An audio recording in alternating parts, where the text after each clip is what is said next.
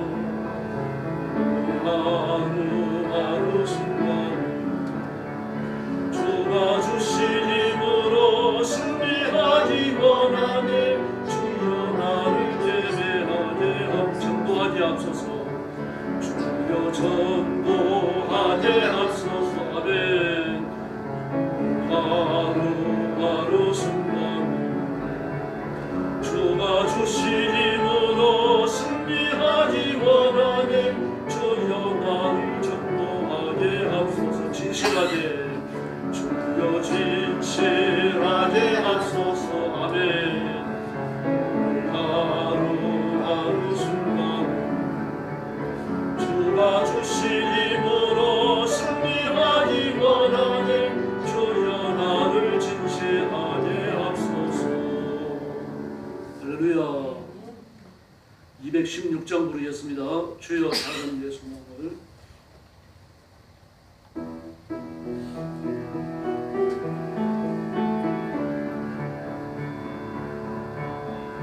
주여 작은 내 소망을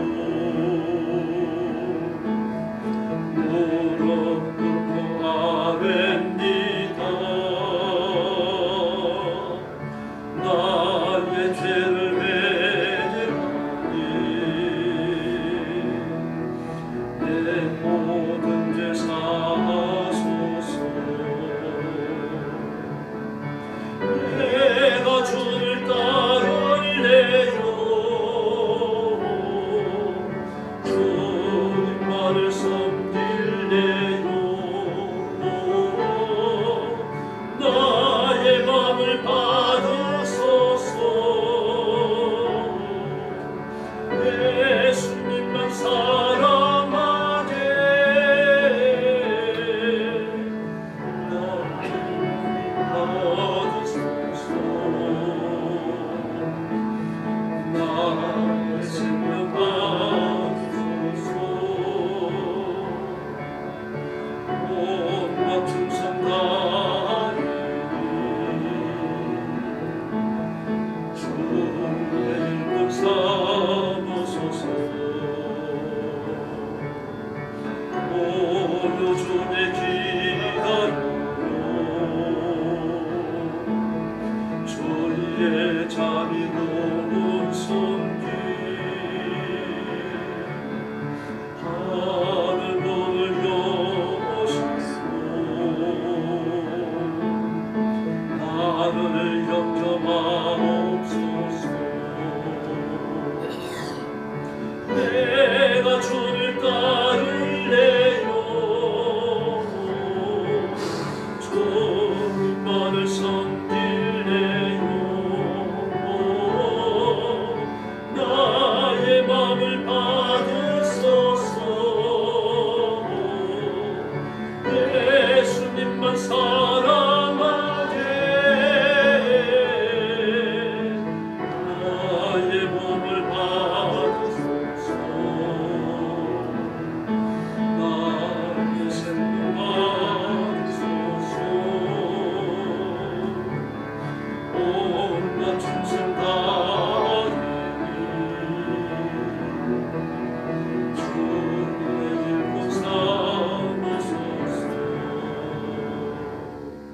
할렐루야. 우리 소망은 예수님입니다. 217장 부르겠습니다. 경배 217장 주님 고대갑니다. 기도하는 마음으로 부르겠습니다.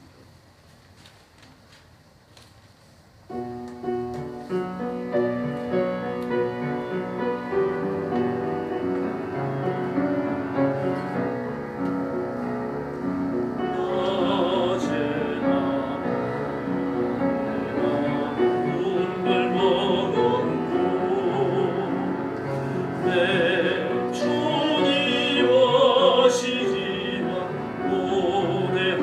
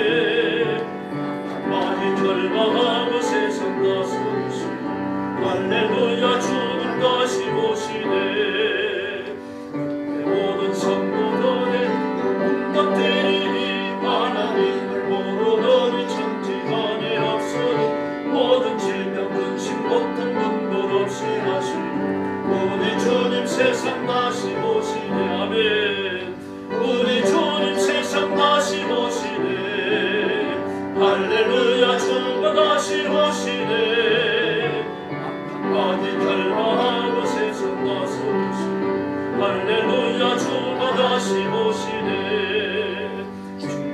소망을 얻는 찬란 선도 일제히 거룩한 사치공 선의 기쁨으로 보리니 화평함과 이내로서 세상 나서시니 우리 주님 세상 다시 오시네 우리 주님 세상 다시 오시네 할렐루야 주가 다시 오시네 많이 결박하고 세상 나서시네 할렐루야 주가 다시 오시네 우리 주의 평화로 천국 만국 이룰 때 그곳에는 죄와 어떤 사망 없어지겠네 천만 성도 간절하게 주를 모내하고 우리 주님 세상 다시 오시네 아멘 우리 주님 세상 다시 오시네 할렐루야 주님 다시 오시네 많이 절망하고 세상 다스리시네 할렐루야 주가 다시 우리 주의 평화로운 천년 왕국 이룰 때 그곳에는 죄와 고통 사망 없어지겠네 천만 성도 간절하게 주를 모대하네 우리 주님 세상 다시 오시네 우리 주님 세상 다시 오시네 할렐루야 주님 다시 오시네 아멘 많이 결박하고 세상 다스리시네 할렐루야 주가 다시 오시네 아멘 머리 숙여서 신앙 고백하겠습니다. 나는 전능하신 아버지 하나님 천지의 창조주를 믿습니다. 나는 그의 유일하신 아들 우리 주 예수 그리스도를 믿습니다. 그는 성령으로 잉태되어 동정녀 마리아에게서 나시고 본디오 빌라도에게 고난을 받아 십자가에 못 박혀 죽으시고 장사된 지 사흘 만에 죽은 자 가운데서 다시 살아나셨으며 하늘에 오르시어 전능하신 아버지 하나님 우편에 앉아 계시다가 거기로부터 살아있는 자와 죽은 자를 심판하러 오십니다. 나는 성령을 믿으며 거룩한 공교회와 성도의 교제와 죄를 용서받는 것과 몸의 부활과 영생을 믿습니다. 아멘. 자비로우신 아버지 감사합니다. 주의 고난당하심을 기억하고 금요일 밤에 저희들이 함께 모였습니다. 주의 창조와 구원하심과 다시 오시는 재림과 심판을 찬양하며 하나님 앞에 영광을 돌립니다. 그리스도의 보혈로 우리를 씻겨 정결케 했사오니 심판에서 구원하셨고 성령을 주어서 하나님이 일을 하게 하셨으니 우리를 위한 상급이 예비된 것을 믿고 감사함을 드립니다. 오늘 밤 우리 수인 저와 성도들을 하나님의 가슴에 품으시고 복내려 주시옵소서. 죽음의 전쟁터와 재난의 현장과 땅끝까지 이르러 복음 전하는 선교사님들과 주의 종들과 성도들을 기억하시고 선교의 현장마다 임하셔서 지키시고 보호하시며 말씀의 강한 권능 하나님의 통치의 기적을 허락하여 주시옵소서. 오늘 밤도 말씀을 나눌 때 큰 은혜 주시기 원하옵고 예수님의 이름으로 간절히 기도 올리옵나이다. 아멘. 네, 하나님 말씀 공독하겠습니다. 민수기 14장 11절부터 24절까지입니다. 민수기 14장 11절부터 24절입니다. 구약성경 218페이지입니다.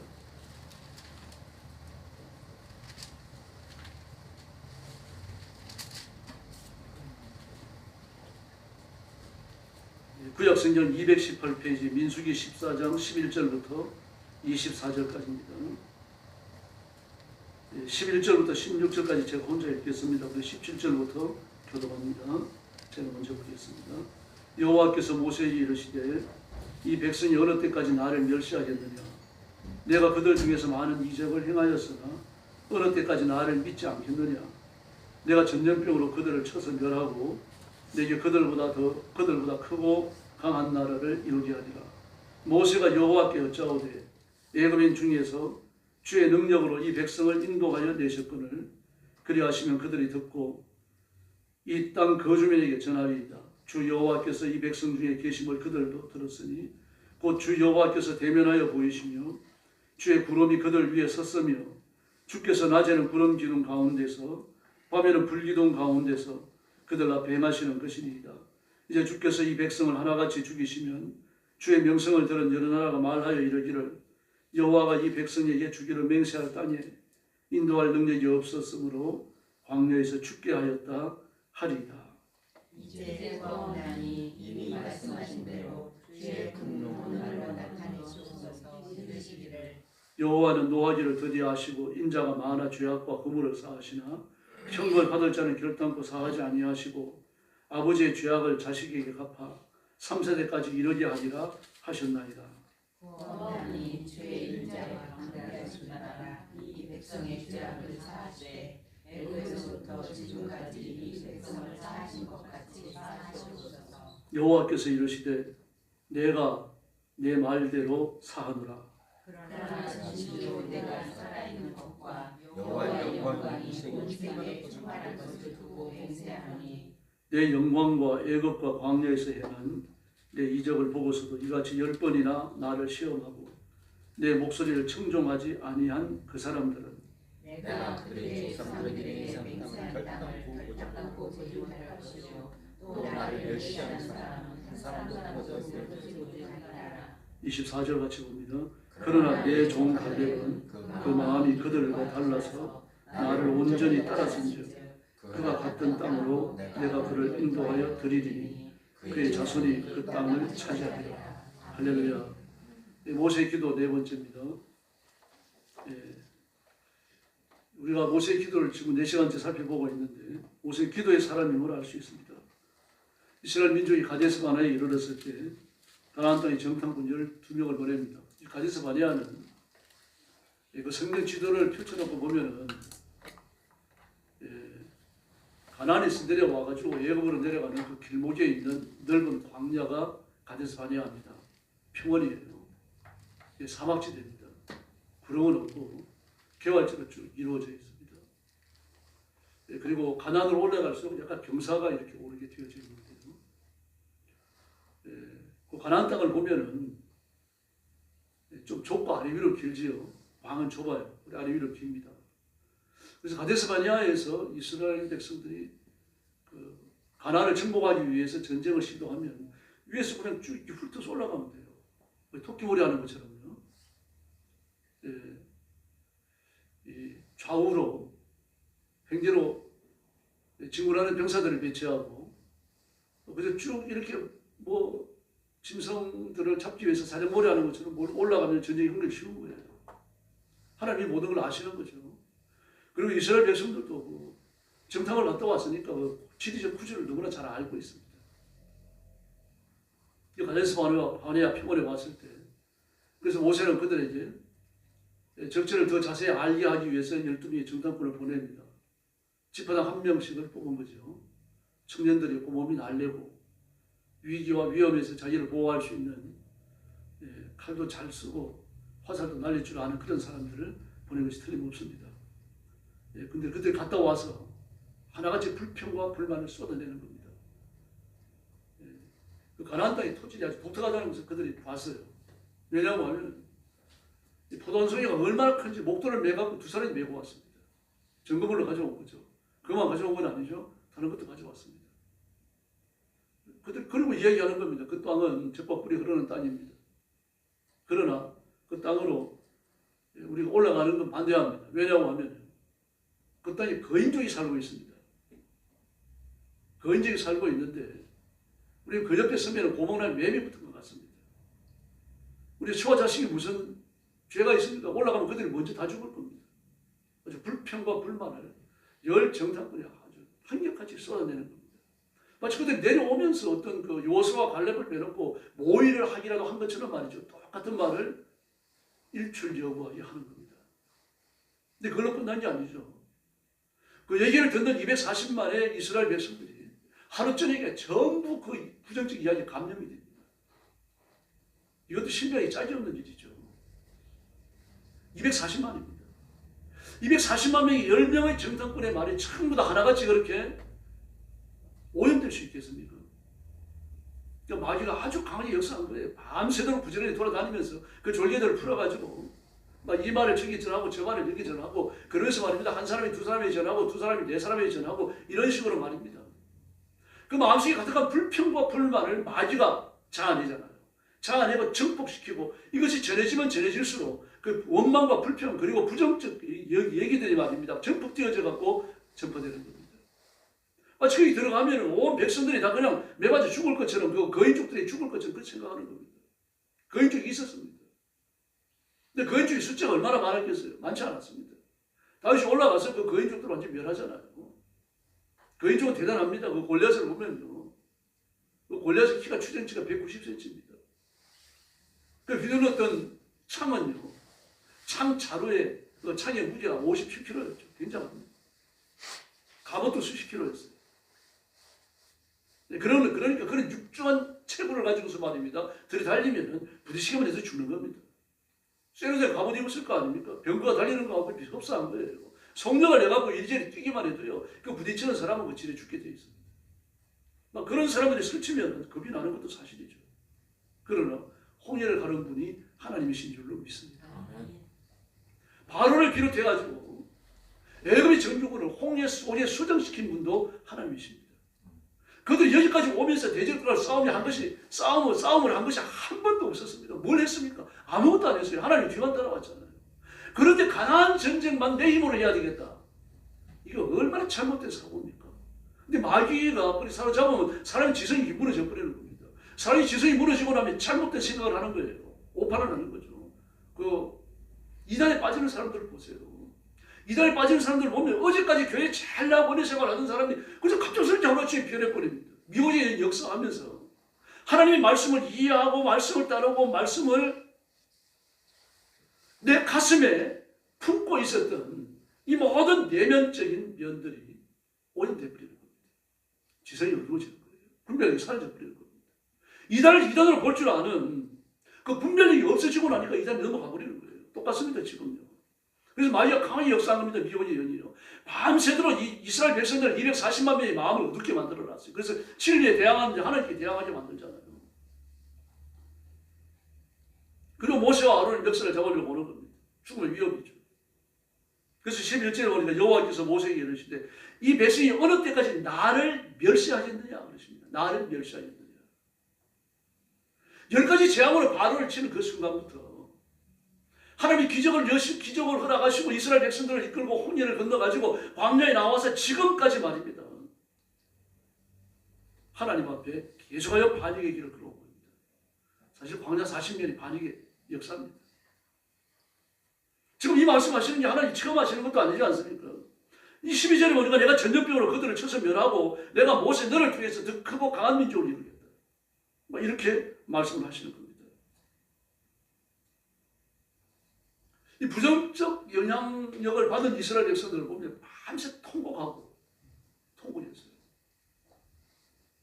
자, 우리 줄 잘못 섰다. 이제 우리 운명이 끝났다. 팔자가 어쩜 이런 팔자가 있느냐. 차라리 애굽에서 노동을 할지 몰라도 애굽에서 그 기름 고집 가마 곁에서 밥이나 품줘가지고 먹고 술이나 마시고 온갖 그 쾌락이나 누리고 그렇게 살다가 죽었으면 좋았을 텐데. 막 그러면서 온갖 불평과 불만을 다 쏟아내는 거예요. 그리고 하나님께서 뭐라 그러십니까? 이 백성이 언제까지 나를 멸시하게끔 놔두겠느냐? 내가 이 백성을 전염병으로 치겠다. 그리고 모세 너를 통해서 더 강하고 거룩한 민족을 내가 일으키겠다. 큰일 난 거 아닙니까 지금? 그래서 이대로 나가면은 하나님의 진노가 지금 두 번째거든요.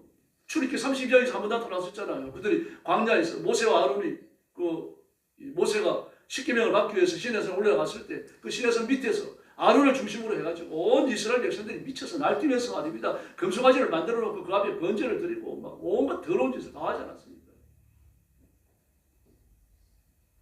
그때 하나님 또 한 번 말씀하셨잖아요. 내가 이 백성을 쳐서 멸하겠다. 그리고 모세 너를 통하여 새 민족을 내가 일으키겠다.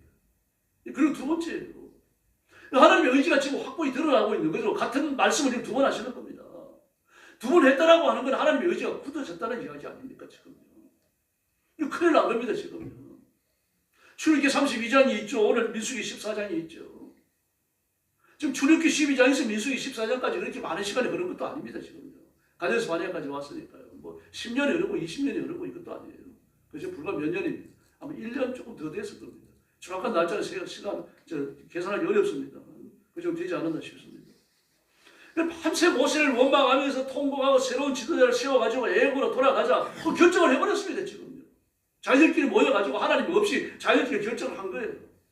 그래서 자기들을 저지하면서 가나안을 살기 좋은 복된 땅이라고 전거한 요수와 갈렙을 돌로 쳐서 죽이려고 합니다.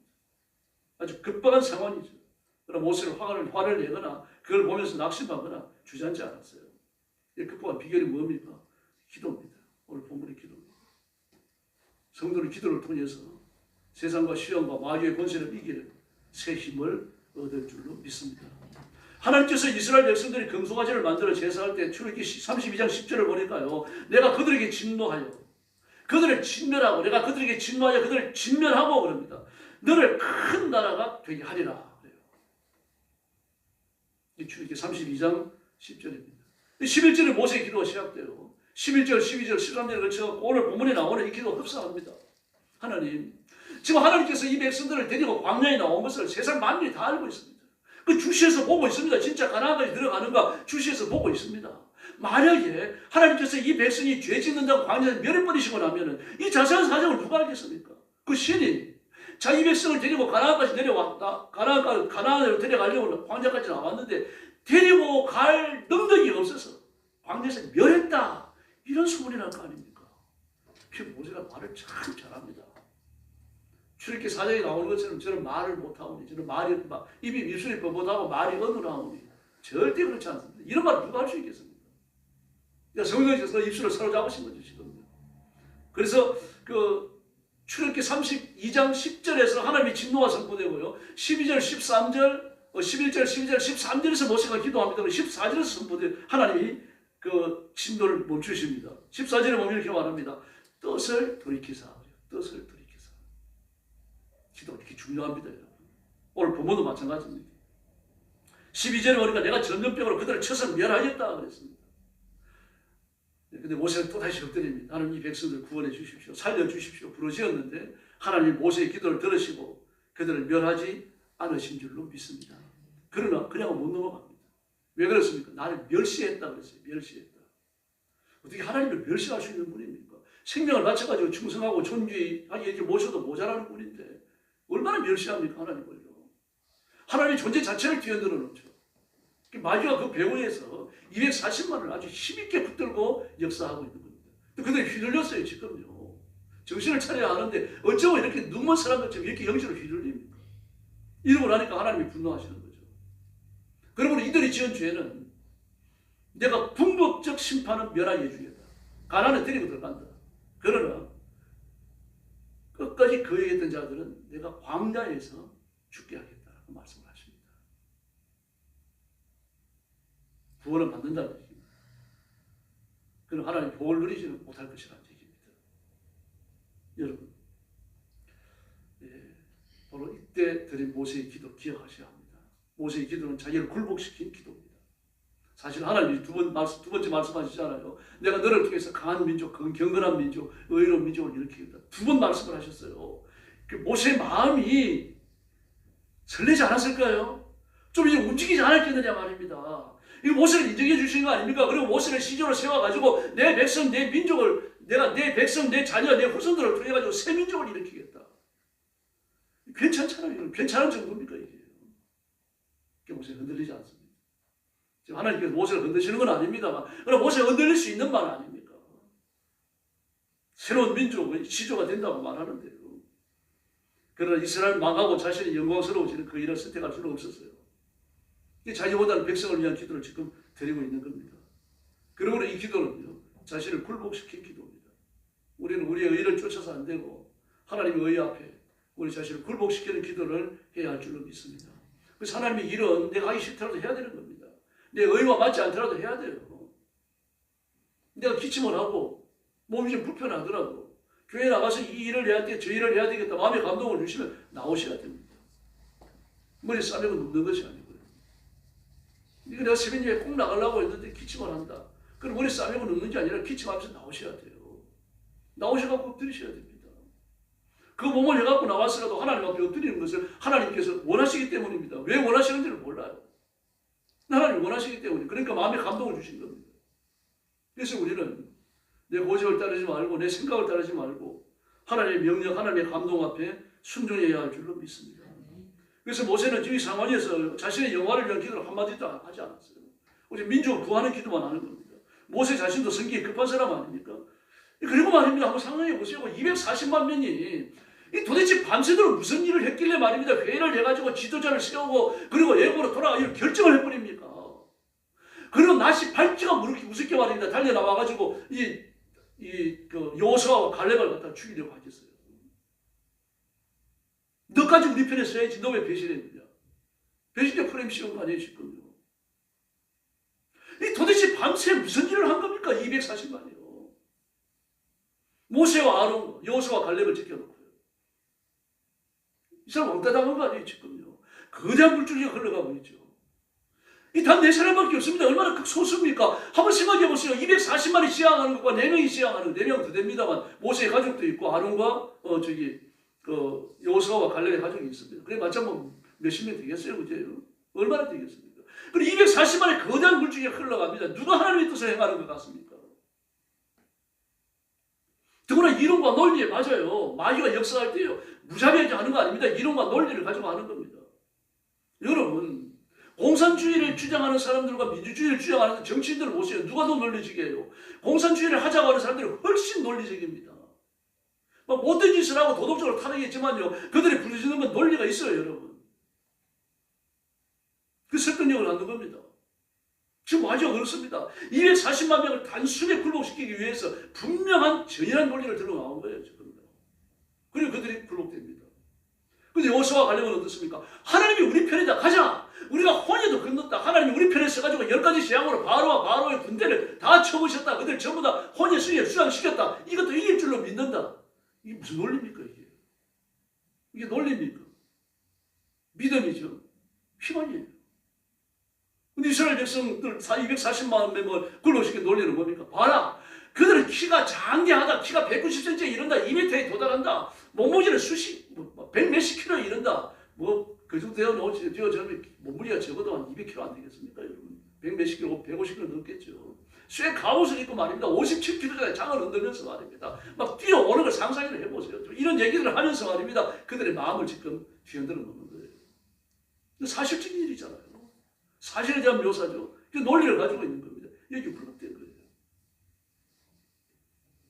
그럼 우리는 논리를 초월하는 하나님을 향하는 믿음을 실천해야 할 줄로 믿습니다. 이른바 논리에 귀 기울이지 마십시오. 그 인간의 장애입니다. 하나님은 그 모든 걸 초월하십니다. 그래서 인간의 모든 것이 끝나는 데부터 하나님 능력이 시작되는 거죠. 기억하셔야 됩니다. 하나님 말씀, 하나님의 원리, 살아계신 하나님의 역사는요. 인간의 이론과 논리를 초월합니다. 그래서 뭐라고 말씀하십니까? 내 길은 너희 길과 다르다. 하늘이 땅에서 높은 것처럼 내 생각과 너희 생각은 견줄 수 없이 내가 높다. 그걸 말씀하시잖아요. 하나님의 어리석은 것이 인간의 지혜로부터 낫다라고 말씀하시죠. 그러면 우리는 이론을 폐하고 하나님 앞에 굴복해야 할 줄로 믿습니다. 이해가 안 돼도요.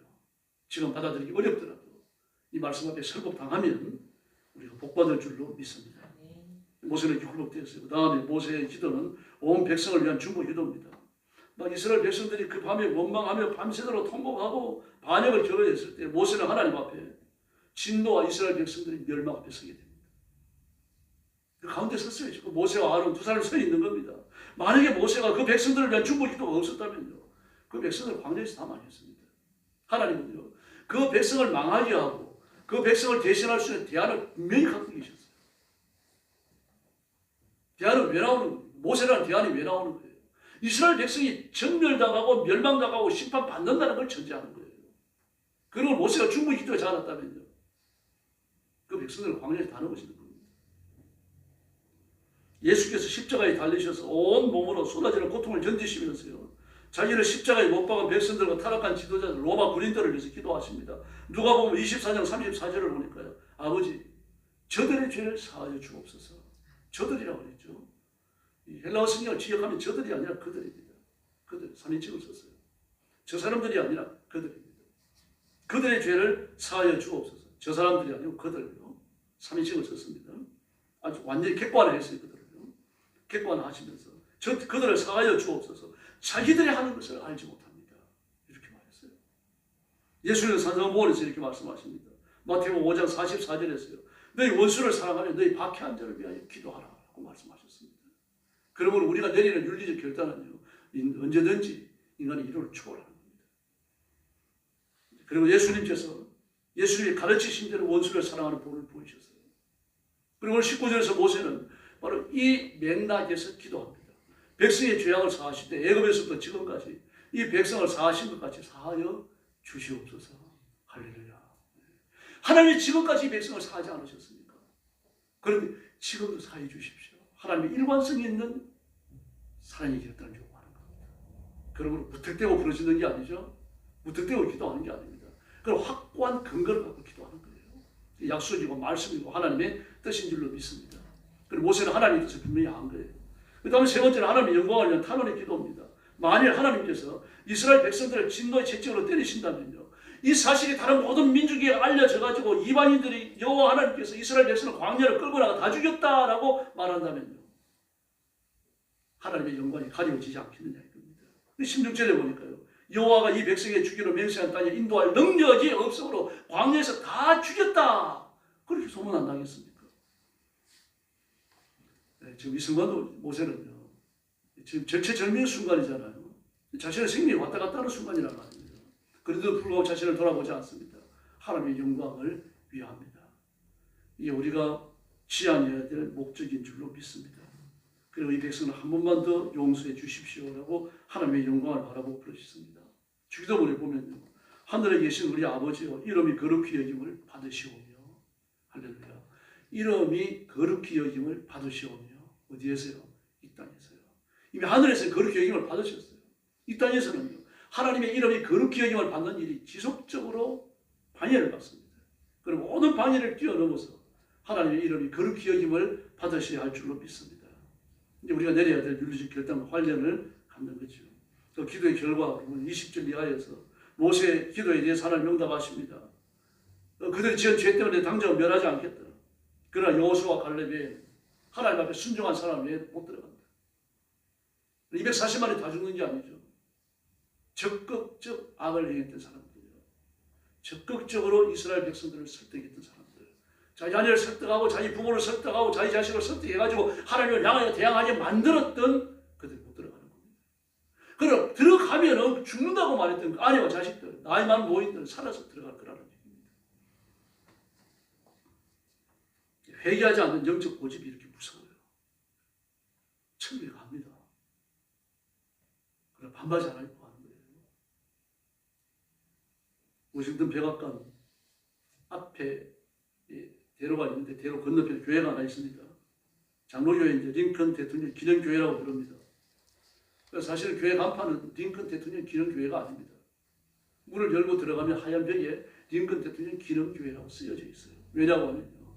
링컨이 무슨 일이 있을 때마다 길 건너와서 그 교회에서 기도했습니다. 근데 그 교회가 예배당 안에 보면 링컨과 관계된 어떤 역사적 자료도 없어요. 지하에 있습니다. 그 교회 지하에 내려가면 10평 정도의 공간이 있는데 어둡습니다. 형광등 2개가 밝히고 있고요. 바로 거기에 링컨이 늘 무릎 꿇고 이 팔을 보이고 기도하는 의자가 있습니다.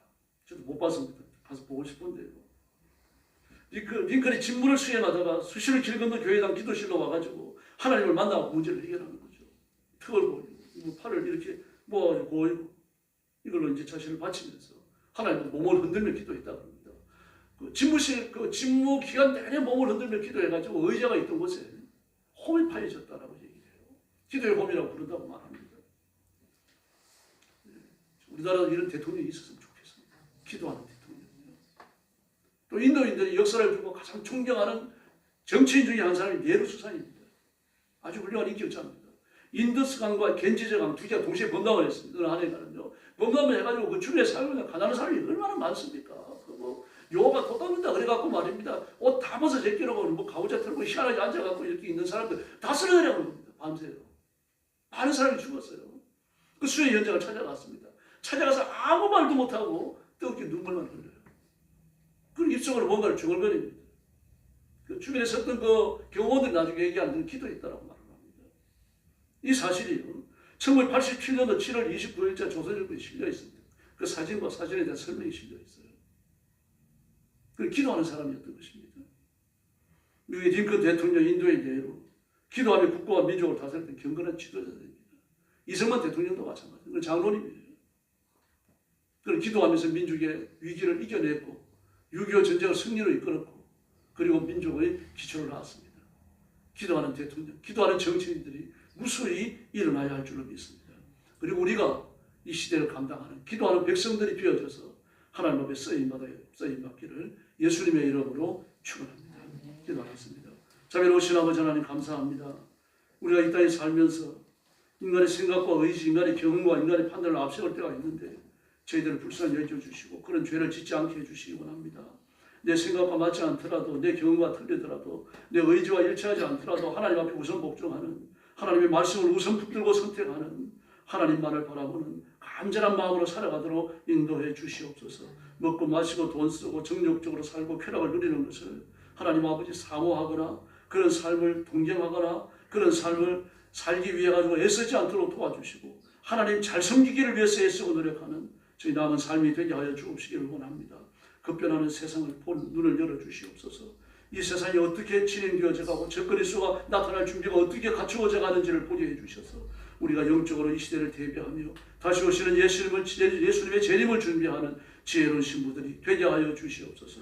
오늘 밤에도 엎드려 기도할 때 하늘 문을 열어주시고 우리의 간구를 들으시며 넘치게 응답해 주시옵소서. 예수님의 이름으로 간절히 기도 올리옵나이다. 아멘. 주님 가르친 기도 드리겠습니다. 하늘에 계신 우리 아버지, 아버지의 이름을 거룩하게 하시며 아버지의 나라가 오게 하시며 아버지의 뜻이 하늘에서와 같이 땅에서도 이루어지게 하소서. 오늘 우리에게 일용할 양식을 주시고 우리가 우리에게 잘못한 사람을 용서하여 준 것 같이 우리 죄를 용서하여 주시고 우리를 시험에 빠지지 않게 하시고 악에서 구하소서. 나라와 권능과 영광이 영원히 아버지의 것입니다. 아멘. 316장 찬송 후에 합심기도 하겠습니다. 기도 제목 드리겠습니다. 자신의 영성을 위해서 그러시기 바랍니다. 하나님의 구원에 대항했던 마귀에게 감화됐던 240마리 큰 흐름을 쫓아가면 안 됩니다. 모세와 아론, 그 요수와 갈렙, 소수지만 그들이 하나님 편이었어요. 그들의 판단이 정확했습니다. 여러분이 먼저 말씀을 읽으셔야 되고 말씀을 아멘으로 받으셔야 되고 그리고 그 말씀으로 세상을 분별해야 됩니다. 큰 흐름을 쫓아가는 게 아니라 하나님의 뜻 앞에 복종해야 될 줄로 믿습니다. 자신의 영성을 위해서 기도하고 성령의 기름 부으심을 달라고 구하시기를 바랍니다. 성령님께서 제 인격을 장악해 주시고 제 무릎을 꺾으셔서 하나님 앞에 기도해 주시고 하나님 앞에 복종하는 삶을 살게 해달라고 기도하시고요. 가정을 위해서 기도하시기 바랍니다. 자녀들과 부모님들과 배우자를 위해서 기도하고 형제 자매를 위해서 기도하시고 그리고 온 가정이 평안하도록 부르시기 바랍니다. 교회를 위해서도 기도해 주시기 바랍니다. 우리 교회가 예수 그리스도의 보혈과 그리고 하나님의 말씀에 생수의 강이 되어 흘러가는 살아있는 교회가 되도록 말씀의 순결함과 말씀의 순수함을 끝까지 지켜내는 깨어있는 교회가 되도록 기도하시고 예수님이 이 땅에 오시는 재림을 준비하는 땅끝까지 복음이 전파되는 성교를 통해서 재림의 징조를 성취하는 그런 교회가 되도록 기도해 주시기를 바랍니다. 주일 예배 위해서 기도해 주시고 그리고 이용도 선교사님과 다른 선교사님들을 위해서 기도해 주시고 또 몸이 아픈 성도들을 위해서 기도해 주시고요. 다음 주에 중국 다녀오는 일을 위해서 기도해 주시기를 바랍니다. 316장 찬송 드리겠습니다.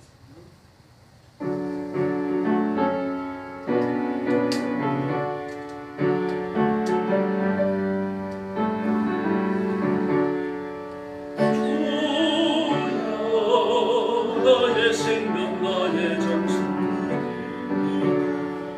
이 잔은 나의 생명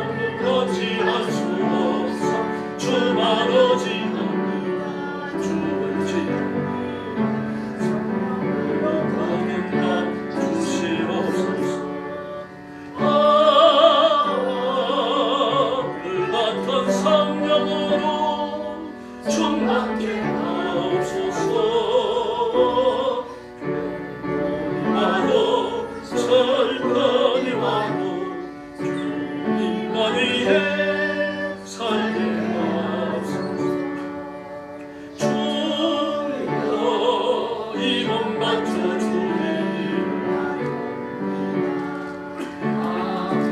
나 혼자서 주와 함께 승리하며 살게 하옵소서. 주님 사랑하시 주와 만족해 알려주소서. 불같은 성령으로 충만케 하옵소서.